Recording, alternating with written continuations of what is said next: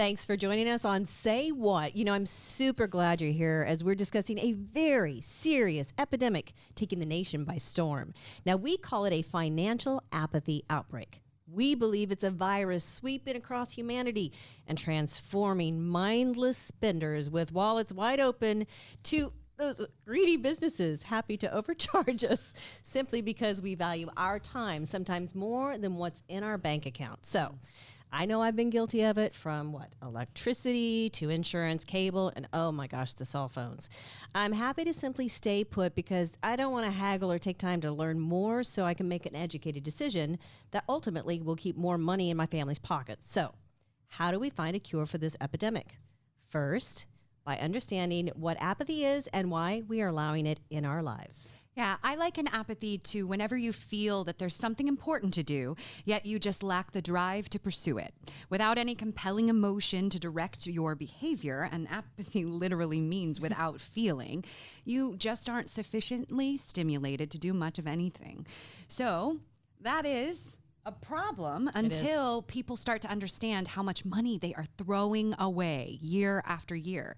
Apathy costs. It can be a very costly mistake. So we need a real wake-up call as consumers, especially if you're a consumer who suffers from a consistent dose of financial apathy. I'm truly guilty of this. I don't know about you. So much. I don't want to deal with it. Like taxes? Oh, forget it. Yeah. It's too much hassle. So what if I told you by spending 30 minutes a month, it could actually save you between $3,000 and $5,000 a year? Not too shabby, huh? Well, we're going to give you 12 tips that you can do once a month that could have a significant impact on your bottom line. Now, I think all of us could probably manage to muscle up 30 minutes a month, don't you think? I mean, come on. So let's get started. The first wake-up call is reducing energy costs. Yes. So apathy among energy users is largely driven by a lack of knowledge. And it's the challenge that we face daily here at Energy Ogre. With our members, for sure. Indeed. We are trying to wake people up to the apathy virus that's taking Texas by storm. It's important to pay attention to what you're actually paying for your electricity, especially in a deregulated state like most of Texas is, where you have a choice among your provider. So first, shop for the lowest rates available. You can use Power to Choose. It's a great site, but make sure that you look at the EFL to determine the actual price you're going to pay. Or you could simply use Energy Ogre. Our average member, upon sign up in their first year, saves about 40%, which is pretty impressive. It really is very impressive. Now, some other tips that you can do, you can also save money on your electric bill just by making a few tweaks to your home. So start with some simple things like taking shorter showers. No, we didn't say taking fewer. Shorter, okay? Fixing those leaky pipes, washing your clothes in cold tap water. I never thought about that before, but it's really a great saver. And installing dimmer switches and LED light bulbs. Turn off the lights when you aren't home. No brainer, folks, or even when you're not in the room. Consider installing a programmable thermostat to regulate the temperature. Change your filters every 3 to 6 months. I know it's a drag, folks, but you gotta do it. Connect your entertainment center and or computer setup to a true smart power strip. It's a device like a strip that can cut the power on all the devices on the strip once a control device is turned off to reduce that phantom power drain. So if you have your workstation hooked up, for example, every time you power down your computer, your monitor, it powers down as well. Your printer powers down, your scanner powers down, you get the idea, on and on and on. Another thought, please air seal your home. Most homes have some air leaks that makes the job of keeping it cool in the summer and warm in the winter that much harder and that much more costly for you as well. Spend an afternoon air sealing your home and keep your energy dollars from leaking out the door. Also, buy quality appliances that will last you. It's worth the time to do the research when you buy a new appliance. A reliable, energy-efficient washer and dryer might cost you a bit more now, but if it continually saves you energy and lasts for 15 years instead of just 5, you're going to save a significant amount of money in the long run. So when you need to buy an appliance, do your research. You can start with back issues of Consumer Reports at the library. Just 30 minutes of time worth of that research is research online. Indeed, there's so much information out there. It's going to save you hundreds of dollars, which, is a whopping 50% a year if you consider how that adds up. That's some serious savings, folks. Here's some other tips. Shop for new auto and home insurance. Okay, so I was guilty about that. If you own a car or home, insurance is pretty much a given. No, it's you got to give it. You got to get it, and you want to ensure that you're getting the best deals for your needs. It can be beneficial to shop around for a new car and home insurance every few years to make sure that you're getting that best deal. It's not that tough, and you can do it online very easily.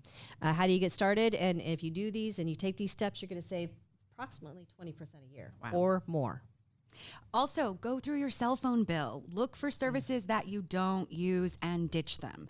You can save money on your cell phone service by getting rid of extras like costly data plans you don't use all of, phone insurance, unnecessary warranties, extra lines. if you still have travel insurance from that one time you went to Europe 5 years ago. Right. So you don't be afraid to haggle with your current provider or just completely switch to a new one. I mean, it might require a little persistence and some research, but it is worth it. And you could save up to 20% a year easily. It's way worth it, even haggling if you have to. All right, another tip, switch to term life insurance. Repeat after me, folks.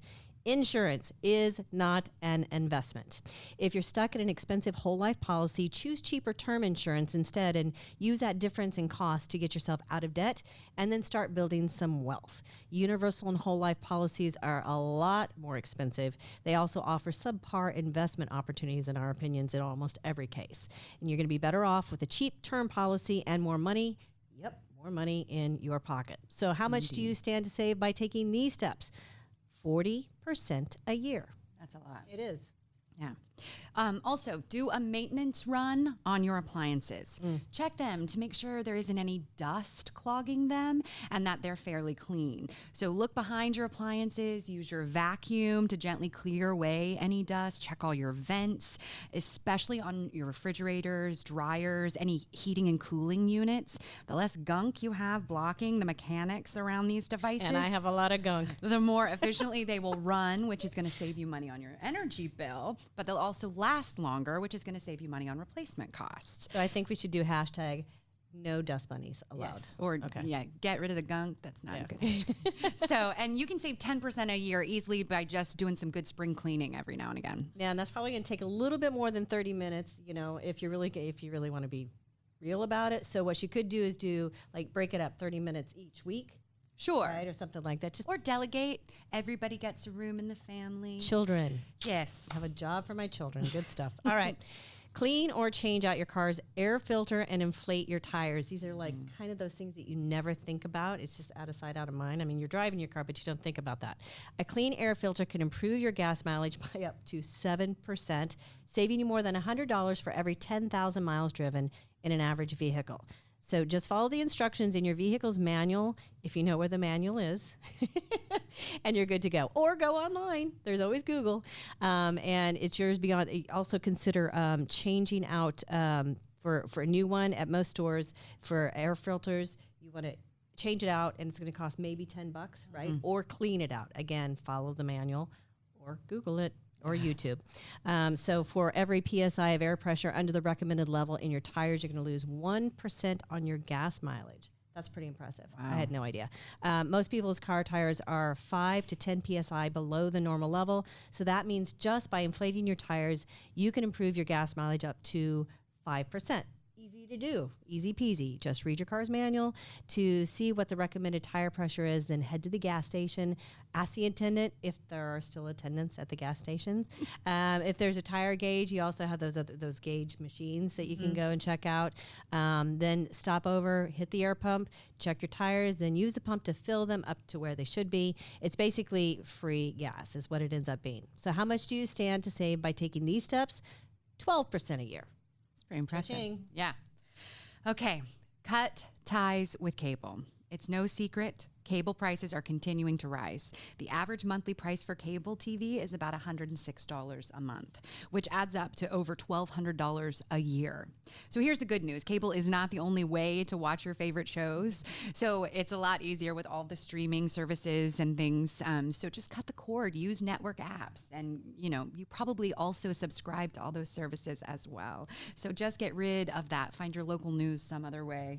And if you do that, you stand to save about 30% a year, which is impressive. You know what I found though when I did cut the cord is I bought all those streaming apps, so I ended up paying just as much. So just be cognizant of that. Sure. You know what I'm saying? So it's like, okay, I'm going to get HBO, Hulu. I mean, I ended up buying all of these and I was paying just as much. So be cognizant and find out your favorites. Yeah. Okay. Yeah. All right. So some additional tips. Cancel automatic subscriptions and memberships. I am so guilty of this. I sign up to it for a ton of them, and I go and clean them out every 2 or 3 months. Now, chances are, like I said, you're paying for multiple subscriptions like I am, like Netflix, Hulu, Spotify, gym memberships, trendy subscription boxes that my daughter begs me for all the time.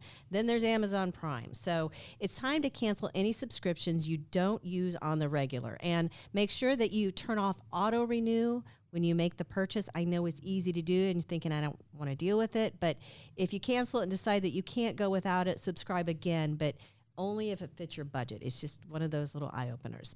Also, consider membership sharing with some family or friends on the subscriptions that you do want to keep around. I do that with my son. He's in college, and so we share. I guess I probably shouldn't be saying exactly what we're doing, so just in case somebody might be listening, but you get the idea. Sure. You know, many streaming services like Netflix and Hulu, they let you watch your favorite shows from 2 or more screens with an upgraded account. That way everyone wins and everyone saves at the same time. So how much do you stand to save by taking these steps? Well, we're talking around 50% a year if you're diligent about it. Right, for sure. Check your bank account. Move bank accounts if you can to take advantage of perks or even earn more interest. If you're paying a monthly fee for your checking or your savings account, you would definitely benefit from researching some of the newest banking offers out there. Not only do some banks offer sign-up bonuses for opening an account or setting up direct deposit is a biggie as well. Some offer attractive interest rates to new customers. Sometimes they'll offer balance transfer points and things, and you could save up to 50% a year just by taking advantage of some of these offers. So negotiate rates with your credit card company or complete a balance transfer, okay? If you're paying a lot of interest on your credit cards, it's super important to know that you do have some power. You really do, as long as you've been making your payments, okay? Not only do you have the right to negotiate your current interest rate with your credit card issuer, but you have the right to transfer your balance to an entirely different card as well. In fact, it's perhaps your biggest bargaining chip. Yeah, that's really definitely is. going to want to keep you. Yeah. Now, start by calling your card issuer at the number on the back of your card and then explain your request and your situation. If you don't make any progress with them, just look for balance transfer credit cards to find one with an introductory 0 APR, 0% APR that could help you save hundreds of dollars in interest over time. So how much do you stand to save with this one? Well, we're talking around 25% a year. Yeah, that's nice. Utilize online bill pay with your bank.